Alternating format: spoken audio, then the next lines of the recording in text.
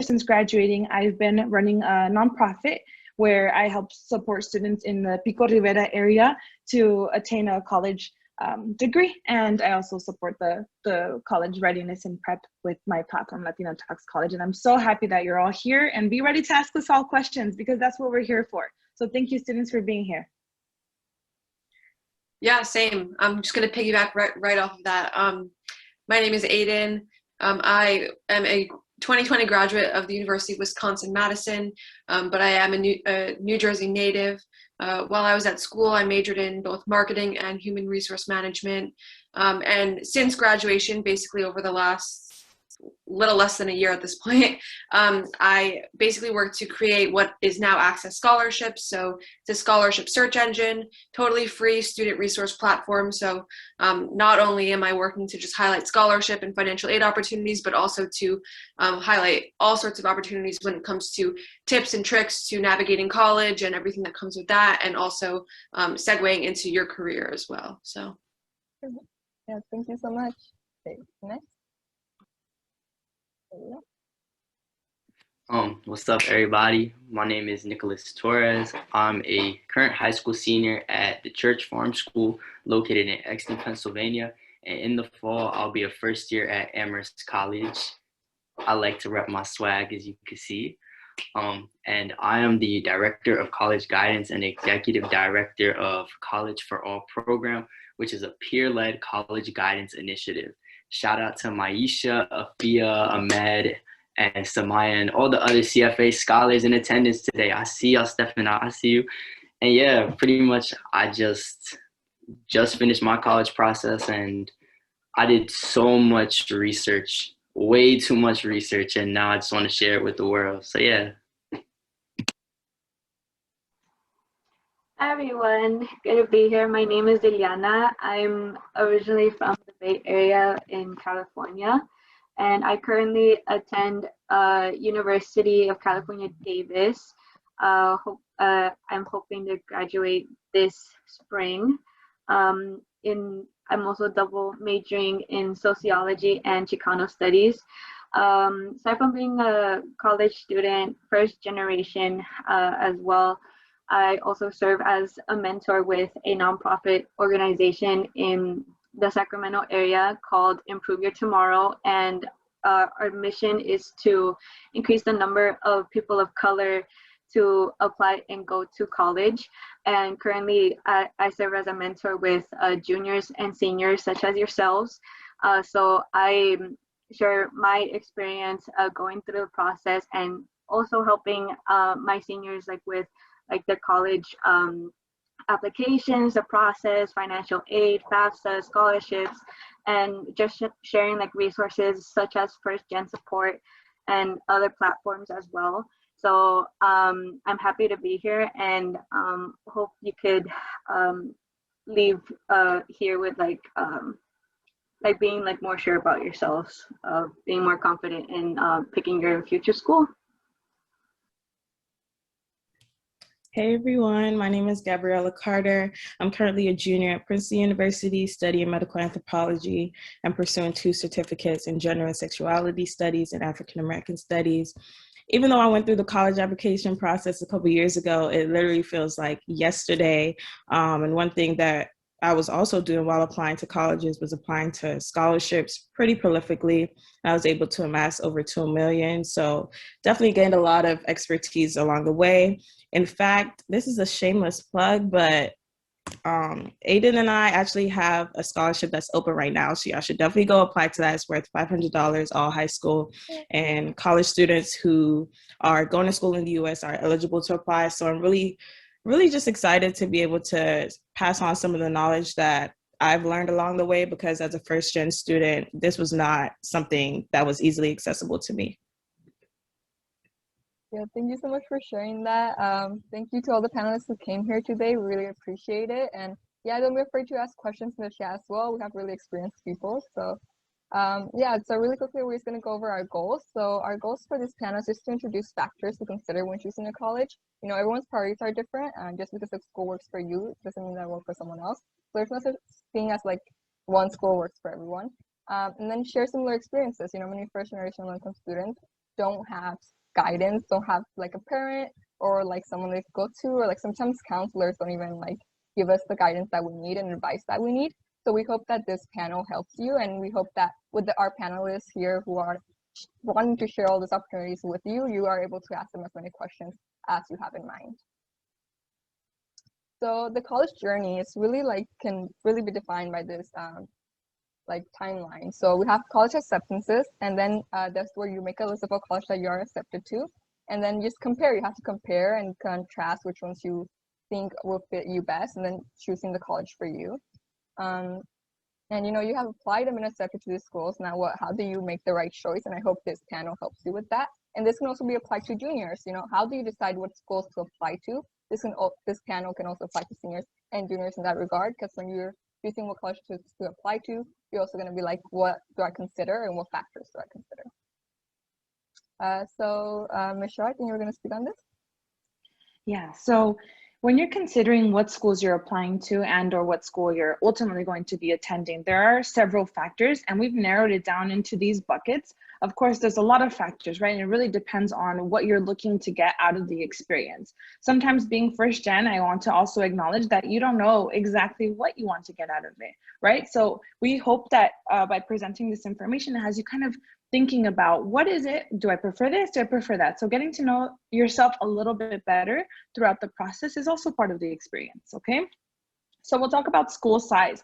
Do you want to attend a school that's big, small, that has a lot of students, that has, you know, a smaller class size in the city? You know, that comes with location sometimes, because the school size sometimes depends on where, if they're in a rural area versus, you know, smack dab in the downtown of a city, right? So for me, I also wanted to share as we go, because I think this will help you all. You know, I'm from a very, very small town, and when I envisioned my experience, I originally thought I wanted to be smack dab in the city, and I was like, oh, I live for the city life. And we'll talk about it a little bit later, but when you start to look at now, you can do virtual tours or you can go in person, depending on, like, you know, how the safety is. But seeing myself in those city schools, I was like, hold on, I don't think I want this much city. So let me find an in between. So that's what you're considering when school size, like classroom size, how many students they're accepting, what a typical class size looks like. Financial aid, can you afford to pay for all the necessities, including the travel, the cost of attendance? You want a solid financial aid package, especially, you know, if you know your financial situations might not allow for you to go to a certain school because of the aid.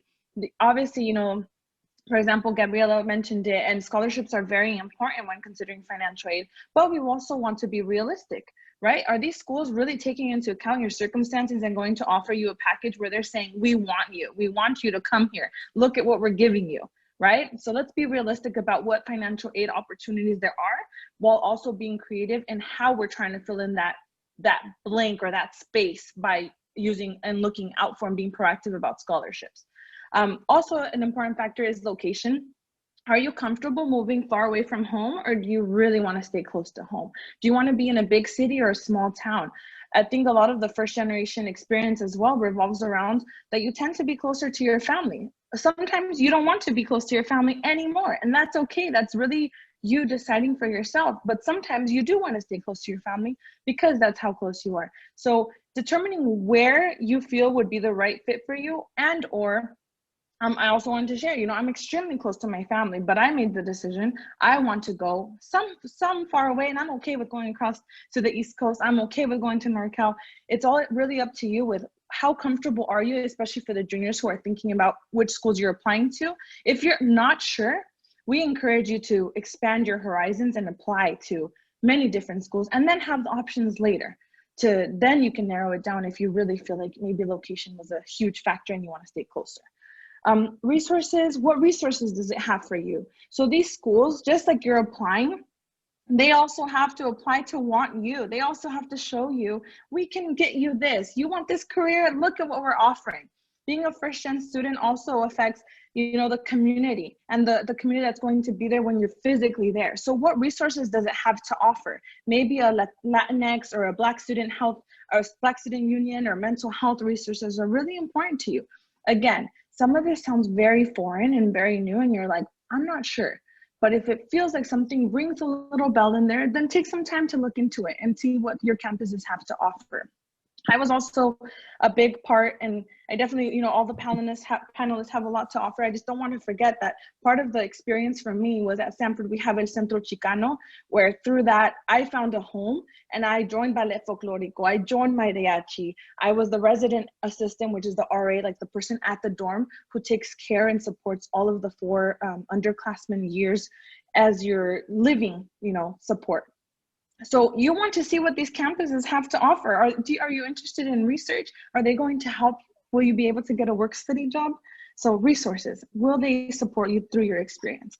Social fit, do you want to attend a party school? Some of you might, that might be like, I know certain schools in California have that reputation and a lot of students want to go there, and that's totally fine. Have you visited the school and are you comfortable with the people? Do you see yourself there? When you do a virtual tour, can you imagine yourself walking amongst the trees, walking amongst the buildings, seeing these people, being in these classes with these people? An academic fit, does it offer your intended major? Is the school good for your major? So it can offer it, but do they have the resources? Can you get a minor to help you, you know, really expand on what your career offerings will be when you graduate? Does it do a good job at providing you opportunities? Can you go get help with your resume? Can you go get help with the summer internship? Can you go ask for help? If you're first gen especially, I mean, I think for all students, but if you're first gen, it really comes down to, if I need the help, it might take you a little bit out of your comfort zone to have to go ask for it, but you want to know that there is someone there who will answer your questions. And that's always a good feeling to have. Thank you so much for sharing that. We're gonna go move to the other slide. Okay, we're gonna start the Q&A. So we already have some questions that we took from y'all from our story on Instagram, but don't be afraid to unmute yourself or type your question in the chat as well. Our panelists, I'm pretty sure, are gonna be happy to answer them either way. So panelists, you could also just ask whichever question that you guys see here in the screen first, and then you can go on from there. And then as well, you can see this in the ones in the chat and answer any ones that come up there. Hi, so I guess I can get started with the first question. Why did you go to your college? So anyone who knows me knows that I'm the biggest fiend for Amherst College to probably ever exist. I know everything about the school and I'm obsessed. So pretty much my journey to come to my Amherst obsession was my parents. You know, I'm lucky enough to not be the first in my family to go to college. Both my parents did go to college, and they knew that they did not want me doing what they did, which was going to the school down the road just because it was close. My mom forgot to file her FAFSA, like no rookie mistakes. We weren't playing those games this year. And so after my sophomore year, my dad was like, we're going to visit colleges. So he took me up to Massachusetts and we visited a few schools. And I just remember stepping foot on Amherst campus and saying, everyone here is so smart. I don't belong here. I won't fit in. I'm not smart enough. And then I was kind of like, okay, I like the school so much, but I just can't get in. So I went to see my counselor at the end of my junior year and we started talking. And she was like, you know, like, you should apply. Like, why wouldn't you apply? I'm like, because I'm not going to get in. She's like, just apply. I'm like, okay. I applied to the fly-in program. I got into the fly-in program and I did it. And I was just like, I can't get around it. I need to go to Amherst. This is the place I need to be. They had like the La Causa, which is the Hispanic student organization on campus. And they have a house for that where I can potentially live. You know, like all of the resources seem to line up. They had so many domestic and international study away programs. My financial aid would be matched. No loan financial aid, meaning that I'm going to graduate with $0 of debt, which is probably the biggest blessing I could ask for. And I came to the decision, I'm going. So I applied early decision and I was accepted. And that's it. Like at that moment, I was like, it's working. Like that's where I'm going. So yeah, I chose Amherst because it had all my needs and it had a good majority of my wants. Like being honest, I wanted to be in a city. Amherst is not in a city, but it's close enough. I can make it work. So yeah. That's why I chose Amherst. I'll go next. So this is kind of an answer to like the first question, why I chose my college and what schools were I deciding between. So in my experience, I've actually applied to about 10 colleges like in California, and then 5 other ones out of state in the East Coast. I was pretty determined of like applying like out of state and like going out of state, like completely like coming straight out of high school. And once I started getting like my acceptance letters, I got accepted into all my out of state colleges, and pretty much like half of my colleges in California. And when I was like picking like schools, trying to narrow down like what college I wanted to go to, for me, it pretty much like came down to like my financial aid packages. And like I was actually in between my current school, UC Davis, and a school in Connecticut, University of New Haven. And I was comparing both financial aid packages. And of course, since I am a California resident, I would have like a better offer. But I was actually willing to take out loans to go to school out of state. But it came more down to the decision of like, I have been applying to scholarships at the time. And once I got in the notification of like, hey, congratulations, you've been selected like to have this scholarship, you earned it. And I earned 2 scholarships at the time till now. And for me, like to keep the scholarships, I had to attend a California school. So that's what came down to the decision of like where I wanted to go in California. So I was in between university school or state school in California. And I mostly got acceptance letters. I got denied in some schools that I wanted pretty much like to be admitted to, but obviously that didn't happen. So I picked UC Davis, not just because like financial aid was gonna help me, but I was also thinking back, like I visited this university before. I love the environment. I love like the location. I met like people in like organizations there that helped us like with the college tours, through like those like orgs.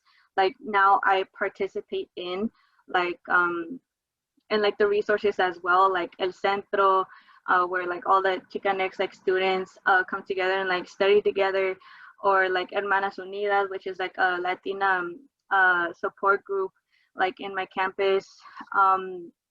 And then just like the general friendships like I have like grown like since my freshman year of college until now, like they're like my biggest like supporters and like family like here. And I built like strong friendships and connections around like my job experiences, my friendships, like orgs. So yeah, like I don't regret picking my university till today.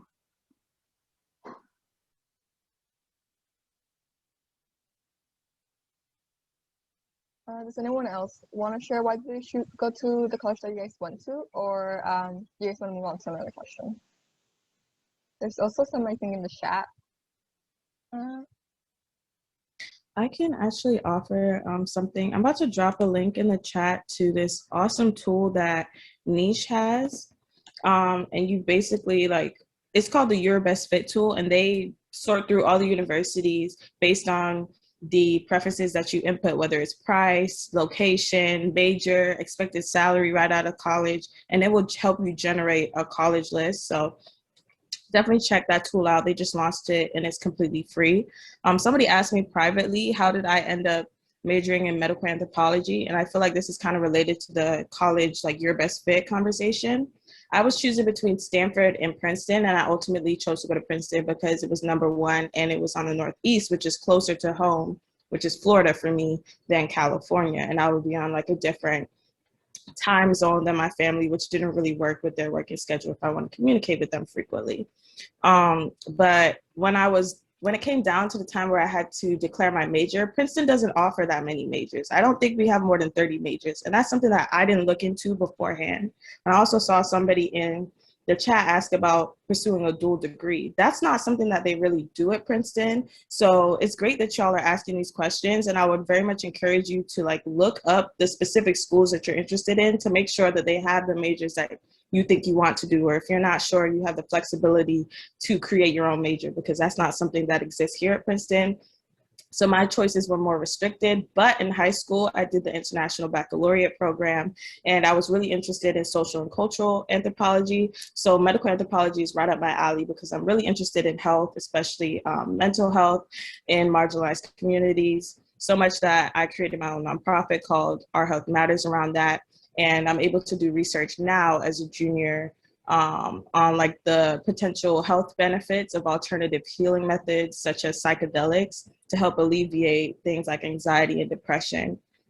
But Princeton is a research-based institution, and I did not know that before coming into the school. So these are also questions that you should be asking yourself, like, do you want to have to write a senior thesis before you graduate? Because that's something that we have to do at Princeton that I wasn't sure about firsthand. So these are all questions I would definitely encourage you to like just DM people from those schools. You won't get a response from everybody, but if you DM 10 people the same message, at least one is going to respond, and that's all you really need, you know? So definitely ask around.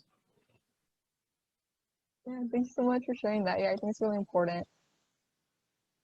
So there is one. Okay, so let's go with, would you recommend declaring it undecided if you're confused between two different majors, or commit and try one?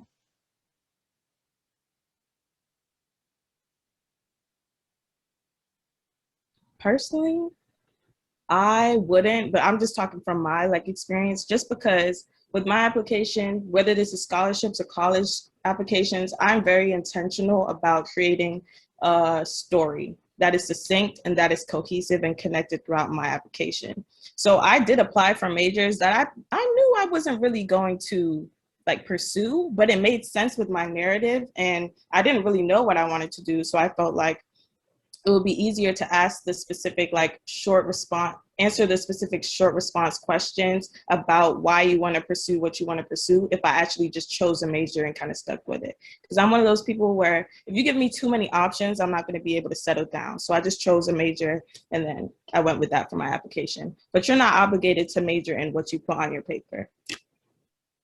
Yeah, I definitely agree with that, because I remember like when I was going through the college application process, like I put down business, I put down marketing, I put down human resources, I put down finance, like all these different things, but that didn't mean that whatever I had put down in my application for UW-Madison was the major that I had to pursue when I got to school. Another thing that I would also recommend is like if you're like kind of confused about like different majors and like what that actually means or like what they entail, like I would also suggest like doing some research on the types of classes that you would be taking in each major, like at the specific schools that you're looking at. And again, like if you get the chance to reach out to students who are attending those schools, like maybe they could even put you in touch with people that are in those specific majors so that you can kind of get like a more firsthand experience of the types of classes that you're taking, like what the career opportunities are like for those students, like what types of internships are they having and other things like that. Basically just doing anything that you can beforehand to kind of like alleviate the stressful experience of picking something and potentially committing to it without fully like knowing what you're getting yourself into. So I think someone else, oh, sorry. Yeah. Oh no, it's okay. So I think that also something that's really important to consider is a lot of the colleges that we're naming have a lot more flexibility in their programs to be able to switch majors. So what happens in a lot of the state schools, for example, in California, if we attend or apply to and get accepted into a Cal State or a UC, for example, because their rates are so high within all of their majors are impacted. So the ability to switch from one to the other is not as easy as it would be in like a smaller private school. And that's important to consider when you're applying to like a range of schools. If you're applying to privates, state schools, out of state schools, it really depends. And also want to encourage students to not be afraid. I know it sounds a little bit scary because we're like not used to talking on the phone, but if you call their admissions office, I know you might have to do like a wait, but you can ask them all of these questions like what is the percentage of being able to switch from this major to this major? If I want this, like they actually will have people who, you know, when you're an undergrad student, you can work in the admissions office doing this for part-time work study. And you learn how to answer these questions for these students that are prospective students like yourselves. So make sure that you ask. If you ask and you find and you look around to see who can answer it, someone can answer it, either graduates from there or admissions people or like students from there. So just try to get resourceful in that way as well, okay?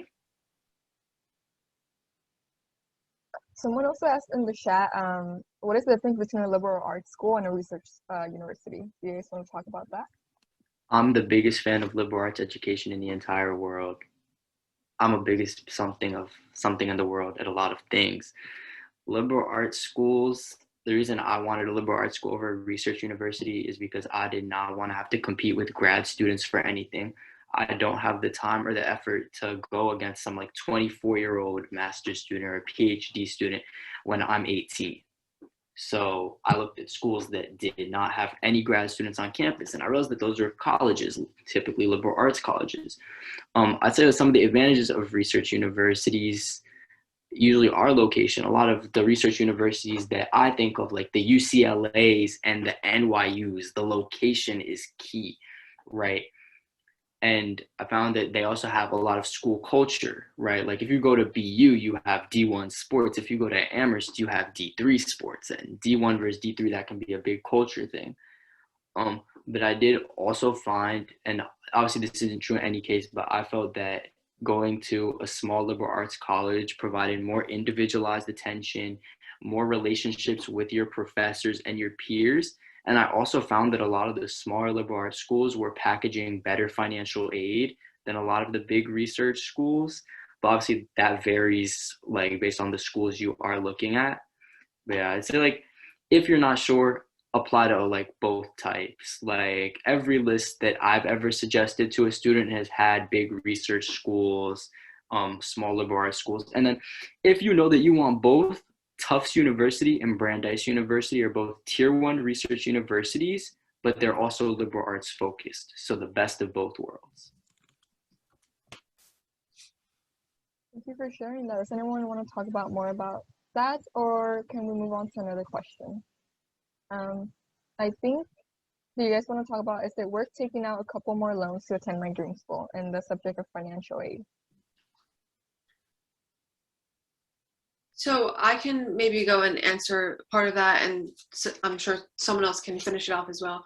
But I think in this case, it really is just important to kind of take a step back, right? So like once you have gone through the process of getting accepted to however many schools you've been accepted to, right? Going through and kind of creating that like list where you can break down each one in terms of the financial aid package, in terms of the other things that it offers, like does it hit being in the location that you want? Does it have this specific major and a really good program for it? So once you've kind of checked off all of those different things, then honing in on the financial aid package, you really like want to say, okay, well, how many is a couple of loans? Like how much money is that?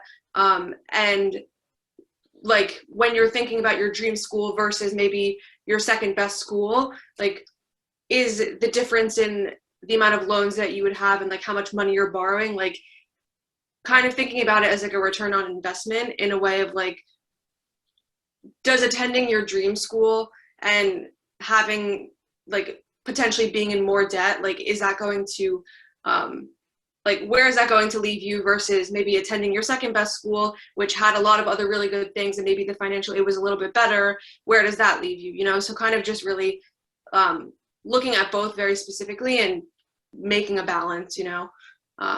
There is no one like right or wrong answer to that. I think it is definitely dependent on what the amount is and what the amount is that you're comfortable with taking out in loans, because it is an investment, right? So yeah, and if you guys want to figure out how to read your financial aid package, just go check out FirstGenSupport. We have a post about that. But another question I guess we could ask is, what is something you wish you would have known? I think this is really important, especially for first generation low income students who might not have another person to ask for advice.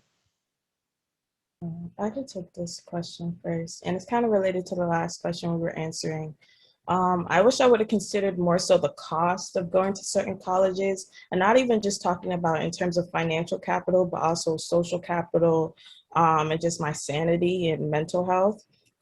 When you tend to go to like more prestigious institutions, especially as a non-white person, you have an undeniably different experience.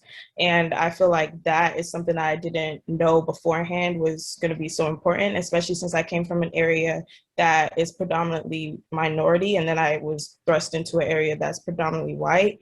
That does impact your educational experience. So definitely like considering beyond like the prestige, beyond the opportunities and the propensity for success that can come from getting your college education, is it worth maybe not feeling as happy or feeling ostracized on campus or like going through a lot of micro and macro aggressions? Like you really have to think about what type of experience do you want to have? Are you looking at college more so as a stepping stool? Like maybe, okay, I want to go to the best research institution or the best pre-med school so I can go to med school after? Or is this do you want these 4 years for you to feel like really supported and jovial? And then in that case, it may not be that you want to go to the quote unquote best school on paper, but you want to go more so to the best school for you. Thank you so much for sharing that. I think that's also really important to take into account. Does anyone else want to share anything else? I can share something else for that, and it's not necessarily like related to life on campus, but more so just the college application, the application process in general. Something that I wish that I would have known was, or I guess kept in mind throughout the process, was that like I kind of like I felt like I needed to like apply to like I think I applied to 9 or 10 schools when like in reality I probably could have applied to like 2 of my safeties and like 2 of my targets in 1 reach, and like I could have like I would have been totally happy with that, and I would have felt like at ease, and I would have saved myself like a lot of time and of course money in terms of actually working on all of those applications. But I did feel like at the time like more was better, even though there were a few schools that I applied to that like I just knew that I wouldn't go to. So I think something that I wish I would have known was that you don't need to just like keep adding more schools to your list. Like there's definitely a point where it's not doing you any good, because if you know that you're not going to attend those schools, then like don't expend your or expel your efforts on that. So don't feel like you need to apply to more schools like just to kind of give yourself like a cushion. If you have the opportunity and like if you're able to do a significant amount of research on the schools that you're applying to, and you can pick 2 or 3 safeties, then like in my opinion that's all that you need. You don't need to apply to 6 or 7 safety schools, you know. So we're going to move on to the next section, just because we want to make sure that we have enough time for the other ones. But these are some concerns from our audience, sort of hand in hand with what we're talking about. But so some of these things being like not being able to visit the college beforehand. I know right now it's virtual, so everything's virtual. Do you have any advice for that? What Gabriella said earlier was definitely something that I highly suggest, reaching out to students from the college or university. I've had a bunch of people actually like in the class of 2022 DM me about Amherst, which I thought was pretty cool. And like, if you DM at College for All program, we have a network of people like contacts at a bunch of schools, so we can always send you somebody's information who goes to that school. And in addition to that, an easy way to find people, and this will sound mad stalkerish, but you could go onto Instagram, right, and find a hashtag and just search like the school class of 2024, 2023. So like, like certain schools go like by like their abbreviations, like Boston University's BU, NYU's New York, University of UCLA, that type of thing. And then other schools go by their names, like Amherst is like Amherst. And just search that. You'll find somebody, and then you could ask them questions and just message a bunch of them. Somebody will respond. And it's important to take these people's like perspectives with a grain of salt. Like just because somebody likes the institution a lot or doesn't, and of course like it's way more nuanced than that, doesn't mean that that's going to be exactly the experience that you have. Like use it as arsenal to kind of better inform your decision, as opposed to taking what they say and basing your decision entirely off of that. Um, how about being able to find the perfect sport program for a major? Would you guys say the advice is sort of the same as beforehand, as like reaching out to students who already go there?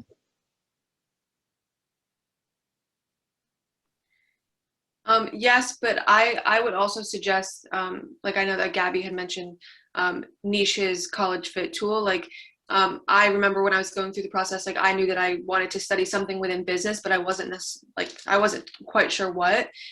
So it really just came down to doing a lot of searching on Google, like best business schools, and like I knew that I wanted to go to like a pretty big school, so best large schools like with good business programs, right? And so then kind of just looking at each of the schools, writing down things that I thought were interesting in terms of like, oh, this school has a really great real estate program, this one has a really good finance program, right? And then once it came down to like the fact where I was kind of trying to hone in more on what program I actually thought I wanted to pursue, then I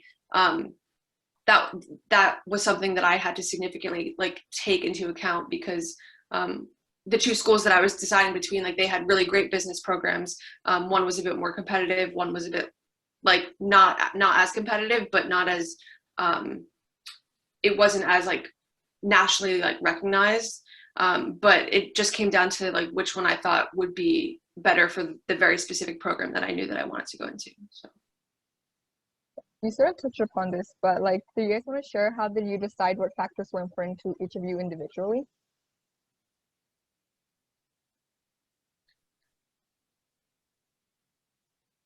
I can go unless someone else wants to chime in. So for me, it was definitely about like the program and just specifically like business, because I had the chance to speak to a few people who had went to my high school who were a year, 2 years older, and they had kind of told me like these stories of either from themselves or from people that they knew who committed to a school. They finished their freshman year and then said, oh, I want to major in theater or in film or something, but then they realized that their school didn't even offer that as a major, or like even have that as a program. And so then it's like, oh shoot, like now am I going to transfer? Like what do I do when the school that I am now currently attending doesn't have that? So one thing was definitely researching schools, and choosing between schools that I knew were good for the program that I wanted to go into, which was business. Another thing for me was the distance away from home. Personally, I wanted to go somewhere that was a bit further away from home. So the schools that I ended up kind of researching were a bit further in terms of like, I'm based on the East Coast, and so I was kind of trying to expand my horizons to the Midwest mostly. But that was something that I really valued because I wanted to kind of have the opportunity to gain a lot of independence at school. And so those were a few of the main things for me. Great, thank you so much. Does anyone want to unmute themselves and give any advice before we go on to our next section? Yeah, for me, like like the different like factors, like aside from like financial aid, like having me like to attend UC Davis was also like location wise. I wanted to experience like a new different environment, a new different like area, and like the other schools that like I've got accepted into. So like what were they, like CSU East Bay, San Francisco State, and UC Santa Cruz. San Francisco and East Bay were like too close to home, and like I kind of like wanted like the actual like campus life, and I wanted to live on the campus. And like for like Santa Cruz, I felt that the environment was kind of like out of like my comfort zone. It wasn't as much as like city that I was kind of like going towards. So then I was like looking back at like UC Davis, and like as I mentioned, like I do remember like attending like a college tour. And then in my senior year of high school, I decided to attend like decision day at UC Davis, and it was almost like an hour and a half drive from like my home with my parents. So that was also convenience. Like I wasn't gonna be like too far from home, and like who knew that like throughout like the 4 years like I've been here, like I'm happy like to still be close by like my family and be able like to visit now and then. And also like the resources, like even before beginning my freshman year at UC Davis, like I attended how some people refer as like a summer bridge program. This program was called STEP with the EOP group, which stands for Educational Opportunity Program. And in this program, like we got to be living at the campus during the summer for about 4 weeks. And we got to see like presentations from like the resources on our campus, got to explore the campus, meet already like make new friends like who are also attending as freshmen, having like peer advisors, like being our guides, basically just like our orientation without having like all like the crazy like students like all around campus like bumping hands at each other. But yeah, like those like factors like really like helped me decide like attending like my school. Thank you so much. Does anyone want to share before we move on to our next section?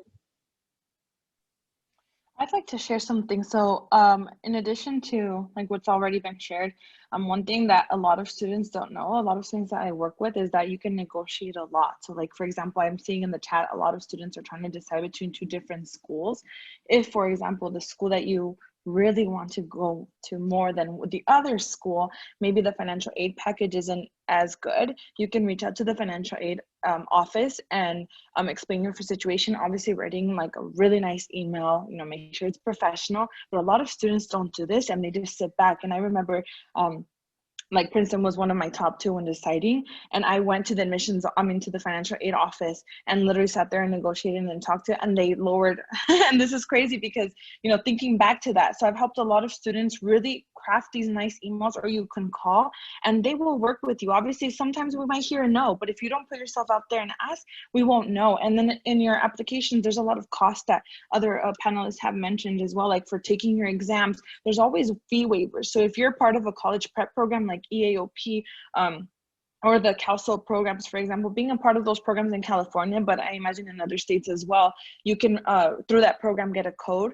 for either the exams or sometimes with applications. And we've talked about the Common app, we've talked about the Coalition app, but in addition to that, outside of that, like I did a combination of my Common App schools and then separately on their website, because you're maxed at 20 and I applied to like 30. Let's just say it got crazy. But if you reach out to those schools individually, they can provide you a fee waiver for the application too. So that can hopefully minimize the cost of application for those juniors who are looking to apply next year.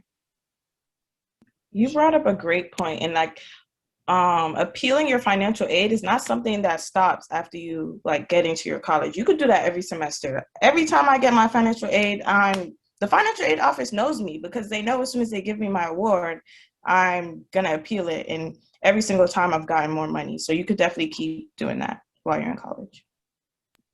Like, I'm gonna have to piggyback here because like my appeal, like I was ready to like stack on the loans, and my appeal, like, and this is gonna be like, this is a rare situation, like it got me 40K more a year. Like usually it does not get you 40K more a year. I want to put that disclaimer out there. But like for my situation, like it really did save me because I was gonna graduate $200,000 in debt. And, you know, just like writing that email and having a phone call just like saved me from all of that stress. So like appeal, like even if the package is like, it's good enough, if it's not great, you need to write them an appeal letter. There's plenty of templates online. You know, some of the strategies that I've seen work the most are like if you have a sibling in college, like that one can really help. Just make sure you attach a file with their financial aid letter from their institution or a tuition bill, anything that shows how much they're paying, and also asking them to match. And like, if you got a better award from another school, you can always just be like, I want you to hit me with that number. And I'd say like there's a good amount of schools that will match that number. And if not match, will at least give you something more to kind of like, let's make it a compromise, if that makes sense. Okay, does anyone else want to share before moving on? Okay, so we're gonna be a bit like late because we're gonna have to go through another section. Oh, sorry, here we are. Nick, you're gonna take this one, right? Yes, sir. So FirstGenSupport has a great resource in their Instagram bio, the college list organizer. I literally love this document. It looks so nice. So this here is a list that I have used with a few of my students, like up front, just like showing them how it's formatted. And it's actually like a real list that somebody used to apply to college. So students, a business student trying to study business in college. So pretty much you have to like make a list of schools that you're kind of like you could see yourself at. You're going to be happy there. Every school. So, if you are going to apply to 20 schools, that means you need 20 schools you will be happy at, that you can see yourself at. Like, no randomly applying to schools just because it's close or my friend went there. Like, that does not cut it in the college process, because let's say that is your best option. They give you a full ride and your parents are like, you're going there. And then you get on campus and you don't like it. That's not a good situation to be in, right? So here's, you see, we have 21 schools. As you'll see, like, they each have different factors about them that are kind of similar, different. So like the student in this hypothetical is looking for a top-ranked business program as the priority, mid-sized school, D1 sports, and an urban or suburban location. As you can see, not every school on this list meets that criteria exactly. So this is kind of where you have to go through and figure out what you need and what you want. And for this student, the biggest need is a good business program that will be affordable for his family. So some other, like, I guess, clarification things is like, this student lives in New Jersey, so Rutgers University, New Brunswick is his state university. So just like kind of keeping that in mind. Now, as you can see, some of the information you should keep in mind is the average SAT. I'm going to be a buck with y'all, 100% honest here. I got a 1260 on my SAT and I applied test optional because Amherst mid-range is in the 1300s. And I just did not think it was a good representation of my academic capabilities, which it was not. And then the average ACT, same story. Like, you can list those, but like, don't be constrained if you're outside of those, just because with the whole test optional movement, even if the school is requiring the test, you have to understand they're admitting 25% of students from above their mid-range and 25% of students from below their mid-range. So even if you're below the mid-range, you still have a chance to get in. Then the average admitted GPA, that is kind of based on context. Like I said, there's 25% that scored above that, 25% that scored below that. So you always have a shot, even if your numbers aren't lining up. And personally, I know that my GPA was below the average admitted GPA at Amherst. And like I said, I got it. I'm wearing the swag. And then some other factors to take into consideration is if it's a reach, a target, or a safety. So when making your list, my typical rule of thumb is find a number of match schools that you want, and then divide that by 2, and that's how many reaches and safeties you should have. So let's say you want to have 12 schools. So you're going to apply to 12 colleges. You should have 6 as a target where you are kind of competitive, you have a good shot. Then you should have 3 that you're like, these are my reaches. These are really competitive schools, and I'm just going to shoot my shot because why not? Right? And that's my mentality. Always have reaches.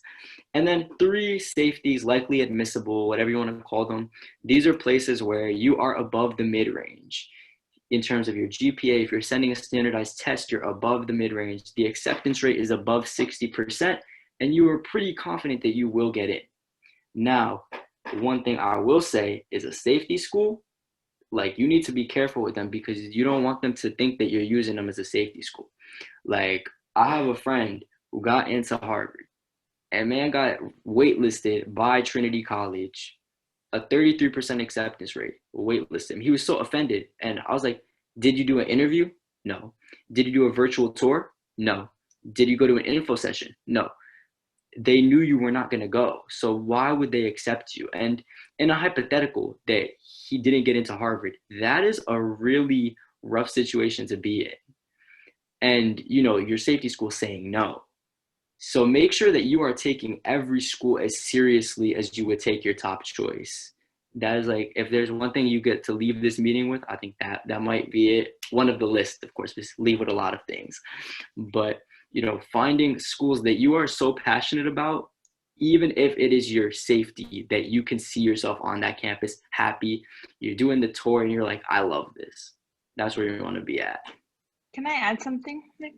So when it comes to that also, so schools basically admit students, but they want to admit students that have a very high chance of choosing them. So similar to what Nick mentioned, right? But if a school sees maybe that you weren't really interacting with them ahead of time or attending any of their events, like they keep a roster if you've been attending their admissions events. They have this like mass database of like emails or names connected to any events, whether it be, a virtual tour, virtual this, virtual that, Latinx mixer, but also they want their numbers to look good. So something that's happened a lot recently is that these schools that admitted in the last round, they accepted all these students, and then like they're seeing acceptance from those students turning into actual students that are lower than in the past. So a lot of our students applied, got in, and then didn't accept. And so their numbers as a school, that looks really bad for them, and that affects their rankings. So schools are also cautious to do that because they're like, oh, well, we're admitting these students, but they're actually going to this other school. And some of them, as you seniors might notice, that they'll follow up and see which school you ended up attending. It's also a competitive game. Colleges are competing for the best students. So they try to see, hey, who's taking our students? Where are they going? What is that school doing that we didn't do? So you just want to be careful. Like Nick mentioned, your safety score is not 100% sure. And if you're overly confident and you don't do anything for them and you just apply, it may not be a safety school. And like, I guess like the term for it is like yield protection. Like Michelle said, like a yield is a number of the students you admit who ultimately enroll. And US News uses yield as part of their equation to calculate the rankings. That's the game the schools have to play, unfortunately. Now, I will say, like, certain institutions don't necessarily yield protect. State schools typically do not. Schools that do not track demonstrated interest usually do not yield protect. Like Amherst yield is rough because they do admit the best students, and unfortunately the best students have a tendency to choose the Ivies. They should come to Amherst. I don't know why they're not. But back on track, right? So just like making sure that you are showing schools that same energy you're showing your top choice. And then like some schools I also want to like give a shout out to from our list here is, I know a lot of people want to go out of state, but money, right? Money is a big piece of this process. I'm not going to front. So the University of Maine actually has a program where they match your flagship university. So based on your state, it's a different school. California is UC Berkeley. Washington is University of Washington, and et cetera, right? So they're matching your tuition that you would be paying in state. That's already like money taken off. Then they have additional leadership scholarships that get that number even lower. So you could be going out of state for less than you would pay to go in state, which is pretty cool in my opinion. So, yeah. I'm good with this slide. Oh, this is me too. So there's like some things that you need to keep in mind when building your list. And this is more for juniors, seniors, you've already done this. Good job. Y'all made it through the college process in a pandemic. But juniors, now is your turn. So you just need to make sure that you know what your needs are versus your wants. Sometimes this can be hard, especially without being able to like visit schools and, just sometimes not having people to talk to about it. But I found that some of the best ways to figure out what your needs and your wants are is by going through certain schools that you might like and finding the things that really drew you to those schools. So like for me, when I found out that Amherst is where I wanted to go, I looked at other small liberal arts schools. And then I found out that Wesleyan also has the open curriculum. And I like the open curriculum. That might be for me. And then also looking at other schools that I might have liked. So like I like Tufts. Why did I like Tufts? The location was nice. So, just kind of like going through finding the needs and the wants. And then I found out that location was a want because not every school I was looking at was in a city. So you're kind of just like balancing those different factors that are important to you versus like non-negotiable, right? When selecting your safety schools, do not randomly pick them.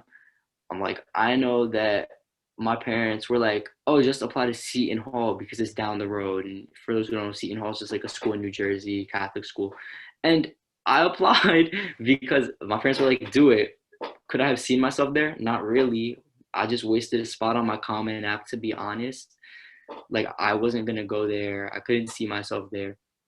So I'm telling y'all not to do that. You know, there's a bunch of schools that do have acceptance rates that are a little bit higher, that do really have a lot of the programs that the elite schools have. Like, a lot of these schools that might fall under the radar are really checking the boxes. Like, I have a bunch of people who are like, I want to go to school in New York City. It's so nice. And they start rambling off Columbia, Barnard, NYU, Fordham. And I'm just like, have you heard of the College of Mount St. Vincent? The College of Mount St. Vincent is in New York City. They accept 92% of their applicant pool. Their net price is $18,000, but for students who are low income, it is really, really affordable. A large percentage of their student body is Pell eligible, and you know, they're a Hispanic serving institution, so they have support systems for Hispanic students and other minority students. And you know, looking through, they have a lot of the same programs, a lot of the offerings. Their career center looks really good, and they've shown a commitment to first-gen low-income students since their founding. And it falls under people's radar because it doesn't have the name brand recognition. And I think that when you go through and find schools that you might consider to be safeties, kind of like put the name brand recognition to the side and really look at the programs. Because at the end of the day, like, I have a student who's in college for all who is likely going to enroll there. And like, after she did her research, she was like, this is really the place I want to be. And it ended up working out financially, academically, socially, and everything. So just find those schools that have what you want, maybe minus the name brand recognition, if that makes sense. On to the next one. Only apply to schools you can see yourself at.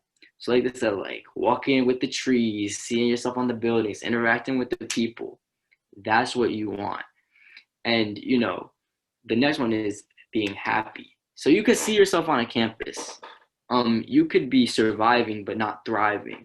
We want you to be thriving. You want you to be thriving. And at the end of the day, if you go to any school on your list, do you see yourself walking among the buildings and the trees, smiling? Do you see yourself having a good group of friends? Do you see yourself joining this club or going to this sporting event? That type of thing. You know, making sure that you can see yourself doing well there for 4 years. Because at the end of the day, a happy, healthy student gets a good GPA. So yeah, that's it for me. We're gonna do the next section. This is gonna be more briefly how to get off the wait list. So is Aiden or Gabby here? Yeah, I can take it over. Okay, so unfortunately, sometimes you don't get a straightforward yes or no answer. You get a maybe or a pending, but that's not a perpetual no. But I feel like the first step to getting off the wait list is acknowledging that it's not a reflection of your character or your value or anything like that. It's not indicative of what you can bring to the university. I just want to echo the sentiments that some of the other panelists also already said. Like, sometimes schools will waitlist you because they don't think you're going to come. And they know that if you are able to get in here, you're able to get into other places as well. So make sure that, as I believe Nicholas was saying, like, you want to be showing consistent interest in these institutions. But if you do get waitlisted, it's fine. I got waitlisted from Columbia and I was able to get off. So the first thing to do is definitely accept it. Like, if you just leave your wait list letter pending there, they're going to assume that you don't want to go there. And they're not going to expect any further action from you, so they're not going to accept you. This is really easy. Usually it's in the same portal that you get your admissions decision on, and you accept your decision on the wait list, or your position on the wait list, rather. The second step is to get ready to craft a nice little letter to the admissions office, okay? And when I say little, I mean little. Like, don't go pouring your heart out for 3 pages. They don't want to read all that. They're probably not going to read all that. I would say keep it to a page, okay? And first and foremost, A basic structure is you want to always lead with gratitude, because studies have shown, like even psychologically, if you appeal to somebody by expressing your thankfulness and how appreciative you are, you're more likely to get the outcome that you desire. Of course, that's not foolproof, but it's also just great to do. So just reiterate how thankful you are that they got back to you, and reiterate your interest in the institution in and of itself. That's what they're really looking for.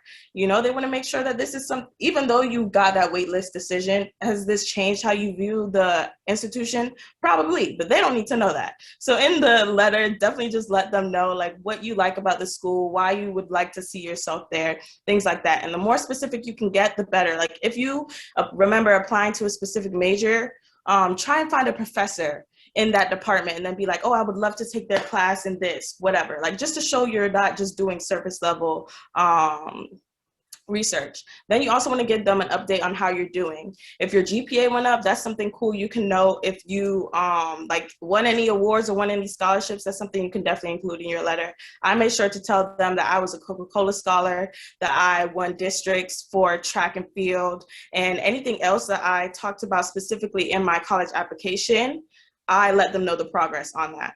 And then you just want to end by reiterating your interest and how much you like the institution. And then after you do all this, let it go to rest. Don't be living on Reddit, College Confidential, none of those resources. After you write your letter and you send it off, let it be. Just know that now that you have this waitlist decision, it's more of a question mark, and now you have more energy and time to direct it to your like definitive yeses. But just know like sending a waitlist letter doesn't mean that you're doomed. And if you do get off the wait list, it doesn't mean that your acceptance is less valid. And if you don't get accepted, it really means nothing either. Just know that this is all a part of the process, and you'll ultimately end up where you deserve to be. Thank you so much. Question for the panelists, like, were you waitlisted, and what advice do you have for those who have been waitlisted? I guess I could start because I got waitlisted from Columbia.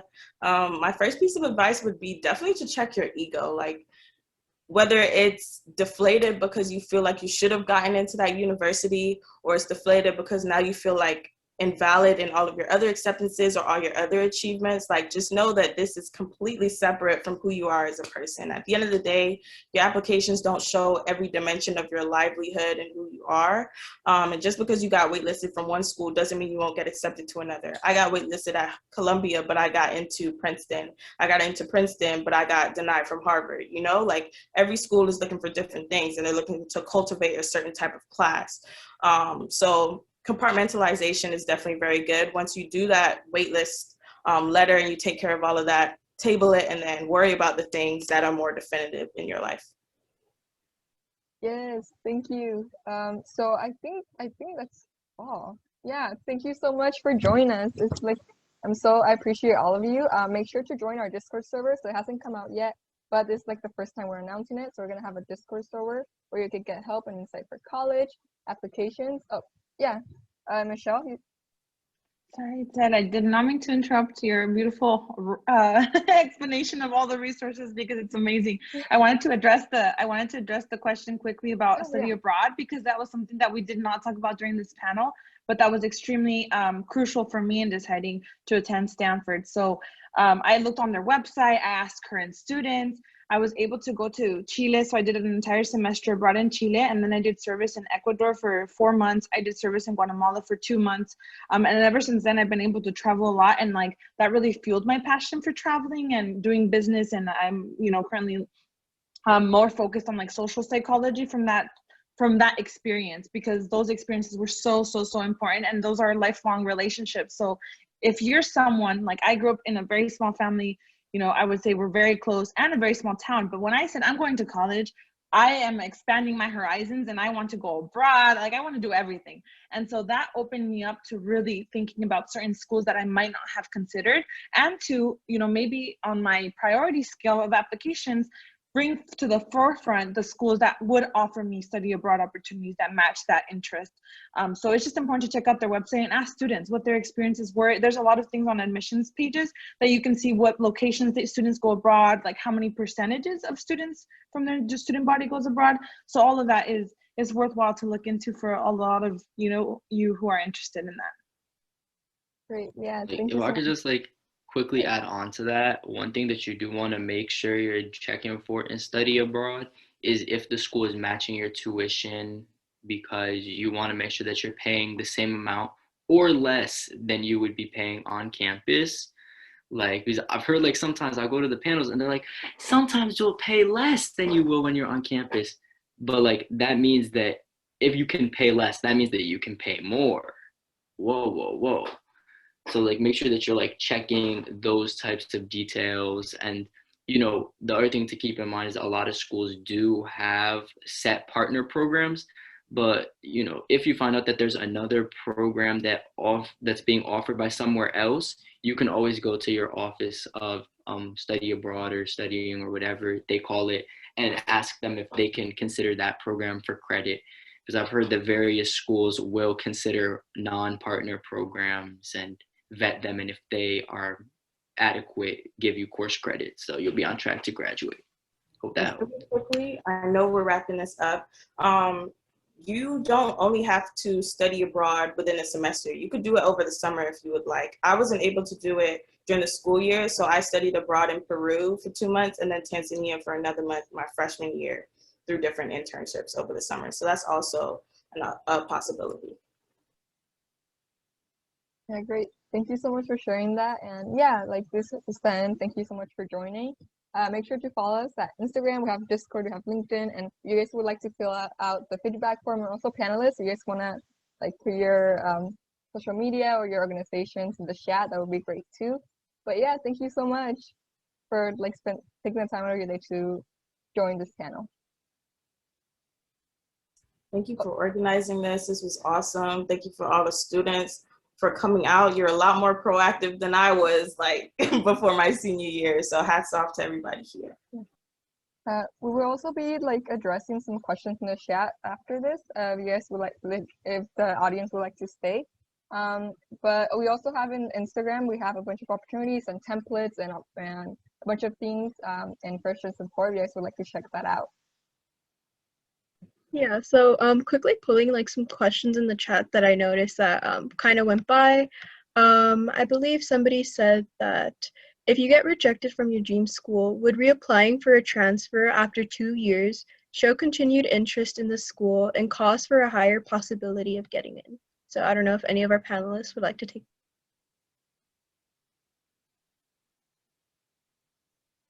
I'll say that like admissions in general has varying numbers and rates and all of these types of things. Certain schools are more transfer friendly than others. Like I'll say that like I looked at the common data set at Amherst, and I think they accepted 4 or 5 transfers in 1 year, compared to UCLA, where like UCLA takes a bunch of transfers. So you just kind of have to look at what your dream school is and like what kind of like the options are. And just keep in mind that like you can do great things wherever you go. You can still achieve your goals and that type of thing. But if transferring is still on your mind after 2 years, check out the options, I guess. Great. And then another question I found was, if I want the sense of independency but don't want to miss out on family moments, is it best to go far or to stay near home and study abroad, since I want to travel to other countries in the future?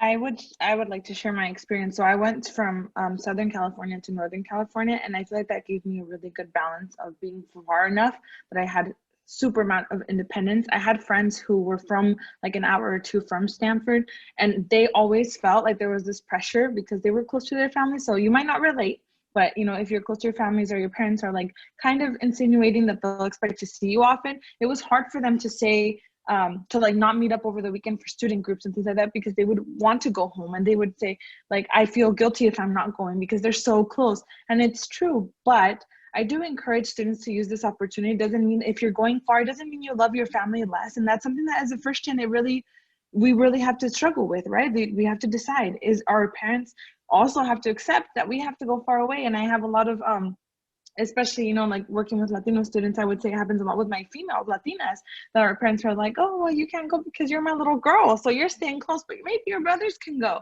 And it's like, no, you can decide that for you. And also, if you have an incredible package and you have like, this is an amazing school, you can't say no to you. But I think it's important for you to determine like what that would look like for you. And if you stay maybe living in the house and you're commuting, there's a lot of home responsibilities being a daughter and you know, being first gen that you might not be able to balance, and you want your academics to be your priority, and that does not mean any less than loving your family. I could definitely add on to that. Like for me, like you know, like Oakland from Davis is like max like 2 hours away, and like I for sure wanted like my independence. I for sure wanted like to know how it is like to live like without my parents, honestly. And like I also come from like a Latina background, so like I totally like see that like it's kind of like a bit hard like separating from like your family, you know. And like especially my mom, like she tells me like every day like, I miss you, like when you gotta come visit, like I know you're busy with like school and work, but like when it's just been so long. And like, you know what, it's like it's hard because like there are times like you just like miss like your family, like you don't like visit like every so often, but you know that like you're it's just like not a simple excuse, you know. It's like you have school, you have work, like you're finally being like your own person, you're finally like taking like that guide of like your own life. Like yes, like your family is always going to be there for you like 100%, and they'll support you 100%. It's just like, you know, like you don't want to be too far from your family, like that could be like an option, you know. It's like you just like know like in your heart like you could always like talk to them, call them, video chat them, like any day, every day, however you choose. It's just like seeking that independency can be a bit intimidating because like we're being like first gen, like how are you gonna like, you know, like go through, you know, how you gonna live it like without your parents, figure it out, live it, learn it, make mistakes, go through challenges. Like I for sure like went through many, and I'm still going to. So that's honestly like my advice. Like if you want to stay like close to your family, but in a way like still be away, but you can like grow that independency and like learn how to be like your own person, go for it.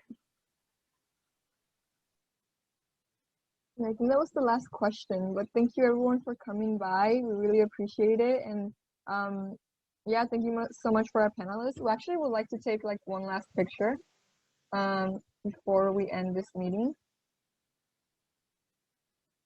There's no form for classification. Okay. I can address that real quick. If you're in the class of 2022 and you want to join the CFA Scholars Program, you don't need to fill out a form application. All you need to do is go to Instagram at College for All Program and DM us. We will help you through like the application. Is really easy, and it's just like a few questions just so that we can help you. Like we're not really denying people because with COVID, we just want to make everything more accessible. We just brought in a new counselor. We have more resources. Yeah, DM us at College for All Program.